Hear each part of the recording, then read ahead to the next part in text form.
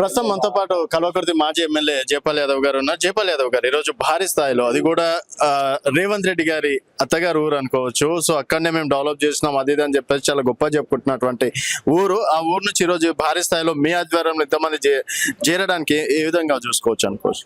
రేవంత్ రెడ్డి పేరుకు మాత్రము పాలమూరు బిడ్డ అని చెప్పుకుంటాడు. నాది కొండారెడ్డిపల్లి, మాది కల్వకుర్తి, లేకుంటే మాది అచ్చంపేట, లేకుంటే మాకు కొడంగల్లు, మొత్తం కూడా పాలమూరు బిడ్డ అని చెప్పుకోవడం తప్పిస్తే రేవంత్ రెడ్డి గారు పాలమూరుకు చేసింది శూన్యం. 2.5 సంవత్సరాల కాలం నుంచి పాలమూరు బిడ్డ ముఖ్యమంత్రి అయ్యిండు, పాలమూరు అభివృద్ధి చెందుతుంది, పాలమూరు రైతాంగానికి ఊరట కలుగుతుంది, అదే వలసలో ఆగిపోతాయి, పేదరికం పోతుంది, బీదరికం పోతుంది అని చెప్పి ప్రజలందరూ భావించారు. కానీ గుండుసున్న రేవంత్ రెడ్డి గారు పాలమూరు ప్రజలు పెట్టుకున్న ఆశలను నీరుగార్చిండు. ఒక మాట చెప్పాలంటే మహాత్మా గాంధీ ఎత్తిపోతల పథకం, అది శ్రీశైలం బ్యాక్ వాటర్, సుమారు ఒక 5 లక్షల ఎకరాలకు సాగునీరు అందించే పథకం. మహాత్మా గాంధీ ఎత్తిపోతల పథకము ఎడ్ వర్క్స్ నుంచి Yellur reservoir, Singotam reservoir, Jonnalapuda reservoir, Gudipalli Gattu reservoir, ఈ గుడి ఇక్కడ నుంచి ప్యాకేజ్ నెంబర్ 28, 29, 30 అచ్చంపేటకు, కల్వకుర్తికి, నాగర్ కర్నూలుకు, ఇవన్నీ కూడా కొల్లాపూర్కు వాటర్ వచ్చేది. ఇటు వనపర్తి కూడా వెళ్తుంది. ఇంతవరకు 30 నెలలు గడిచిపోయింది. ఈ మహాత్మా గాంధీ ఎత్తిపోతల పథకానికి ₹1 కూడా కేటాయించలేదు. ఎగ్జాంపుల్ తీసుకుంటే మా కల్వకుర్తి ఉంది. కేసీఆర్ గారు ఉన్నప్పుడు గుడిపల్లి గట్టు నుంచి 565 కోట్ల రూపాయలు శాంక్షన్ చేసిండు. 565 కోట్ల నుంచి మేము 160 కిలోమీటర్ల కాలువలు తవ్వినాం. గుడిపల్లి గట్టు నుంచి లాస్ట్ చివరి కాలువ జంగారెడ్డిపల్లి, కల్వకుర్తి మండలం. మళ్ళీ మాడుగుల నీళ్ళు తీసుకుపోవాలంటే కొట్లాడి, కేసీఆర్ తోడు కొట్లాడి 182 కోట్ల రూపాయలు మంజూరు చేసి, జంగారెడ్డిపల్లి నుంచి మేము జూపల్లి ద్వారా, పోతేపల్లి ద్వారా, అదేవిధంగా సింగంపల్లి, మాలేపల్లి, అదే గన్నెబగడ్ తండ, అదే శంకరకొండ తండ, అదేవిధంగా వీళ్ళ ఊరు మన దొడ్లపాడు నుంచి ఔరుపల్లి, నాగిర్ల, అప్పరెడ్డిపల్లి, ఇది 60 కిలోమీటర్ల కాలువకు 182 కోట్ల రూపాయలతోటి బ్రిడ్జిలు కట్టించినాం, కాలువ తవ్వించినాం. కనీసము ఈ రేవంత్ రెడ్డి ₹1 కూడా కేటాయించలేదు. మేము చేసిన పనిలే. లాస్ట్ వరకు కూడా, చివరి వరకు నీరు ఇవ్వలేనటువంటి దరిద్రపు ప్రభుత్వం ఇది కాంగ్రెస్ ప్రభుత్వం. అన్న ఇంకోటి మాట్లాడుకోవాలంటే ఈ మధ్య జాయినింగ్స్ లో ఎక్కువ కల్వకుర్తి నియోజకవర్గం నుంచి అవుతున్నాయన్న. సో అది జైపాల్ యాదవ్ గారి ఆధ్వర్యంలోనే ఇంత భారీ స్థాయిలో కావడం. రీసెంట్ గా మీ గురించి కొంతమంది లేనిపోని వ్యాఖ్యలు చేసినా, లేనిపోని ప్రచారాలు చేసినా అవేం పట్టించుకోకుండా ఇంతమంది మీతో ఉండడానికి గల కారణం ఏందన్న? ఇప్పుడు నాకు భూదేవి అంత ఓపిక ఉంది, సముద్రం అంత విశాలమైన హృదయం ఉంది, ఆకాశం అంతా ఆలోచన ఉంది. కొంతమంది కావాలని దురుద్దేశంగా అబండాలు మోపుతారు కావాలని చెప్పి. అంటే ఒక మంచి నాయకునికి ఒక మచ్చ దేవాలని చెప్పి ఆ విధంగా కొన్ని కార్యక్రమాలు చేస్తారు.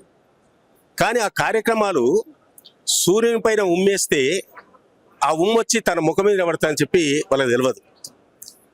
అరచేయి అడ్డం పెట్టి సూర్యకాంతిని ఆపలేరు. జైపాల్ యాదవే. జైపాల్ యాదవ్ నీతి నిజాయితీ పరుడు.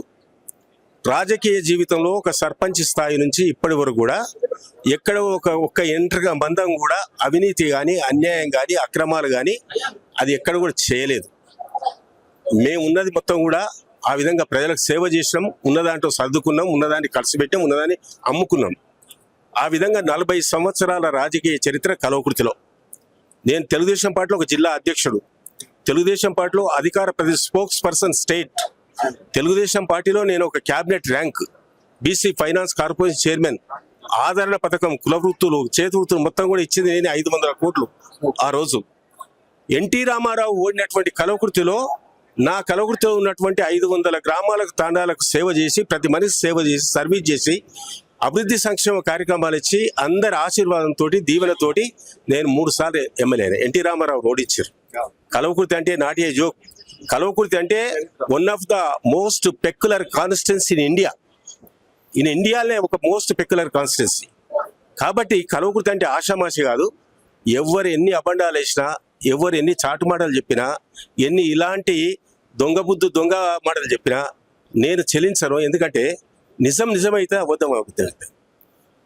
శిశుపాలుడు 100 తప్పులు చేస్తే శ్రీకృష్ణుడు చక్రంతో ఖండించాడంట. అవునా? తప్పులు చేసుకుంటూ పోతురు, పోని తప్పులు చేసుకుంటూ పోతురు, అబండాలు వేస్తురు. నేను స్టేట్ గవర్నమెంట్కి రాసిన, మీరైతే ఆరోపణ చేశారో సమగ్రమైన విచారణ జరిపించండి, దోషులు ఎవరైతే వారిపైన చట్టపరమైన చర్య తీసుకోండి.